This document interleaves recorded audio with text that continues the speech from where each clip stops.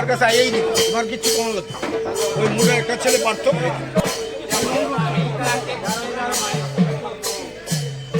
Party সংগঠন করার ক্ষেত্রে এবং গণসংগঠনগুলো গড়ে তোলার ক্ষেত্রে সিপিআইএমের গণভিত্তি তৈরি করার ক্ষেত্রে একটা বিরাট ভূমিকা ছিল কমরেড জ্যোতিলাল দত্তের।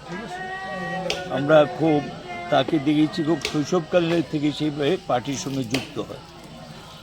একসময় এখানকার যে লোকাল কমিটিগুলো ছিল তার সম্পাদকের দায়িত্ব দীর্ঘদিন পালন করেন এবং সম্পাদক থাকাকালীন পার্টিকে সুদৃঢ় করা, জনগণের মধ্যে তার ভিত্তি স্থাপন করার ক্ষেত্রে মানুষের সঙ্গে একটা সুসম্পর্কও ছিল এবং মানুষের খুব আপনজন ছিল।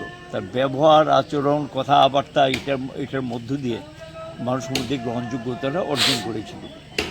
সিপিআইএমের আদর্শ এবং সিপিআইএমের কর্মসূচি এগুলি সম্পর্কে বিশেষ করে একদিকে মণিপুরী সমাজ আর তার মধ্য দিয়ে সাধারণ মানুষ যারা আছেন এখানে খেটে খাওয়া, পিছিয়ে পড়া, এদের পাশে দাঁড়ানো, এদের হয়ে লড়াই করা, সংগ্রাম করা এবং সংগঠনগুলোকে মজবুত করার ক্ষেত্রে একটা বিশাল ভূমিকা তিনি নিয়েছিলেন। তার কর্মজীবনে যতদিন তিনি সুস্থ ছিলেন এবং সেইভাবে পার্টির সমস্ত কর্মসূচিতে অংশগ্রহণ করতেন। তার নীরব থাকা এবং সুন্দর ব্যবহার মানুষের মধ্যে, যেটা সকল অংশে মানুষই তাকে প্রশংসা করতেন এবং এখানে বিভিন্ন ঘটনা, বিভিন্ন কিছুর মধ্যে দাঁড়িয়েও এক পা পিছনের দিকে যায়নি, সামনের দিকে গুরু ছাড়া। এবং কমরেড জ্যোতিলাল দত্ত কিছুদিন যাবত অসুস্থ থাকাতে ইচ্ছে থাকলেও কর্মসূচিগুলিতে অংশগ্রহণ করতে পারেনি। সুস্থকালীন অবস্থাতে সমস্ত কর্মসূচিতে অংশগ্রহণ করতেন। মনপুর বিভাগ কমিটির সদস্য ছিলেন, একসময় সদর বিভাগীয় কমিটির সদস্য ছিলেন।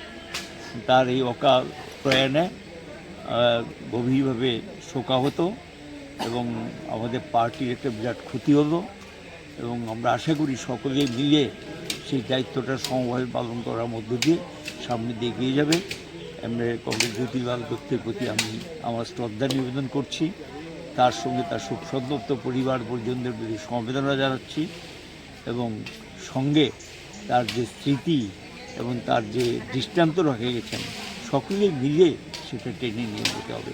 যে আদর্শের প্রতি অবিচল থেকে পার্টিটা করে গেছেন, যদি তার প্রতি প্রকৃত শ্রদ্ধা নিদর্শন করা হবে তখন সকলে মিলে যদি সেই কাজটা আমরা সমানভাবে করতে পারি।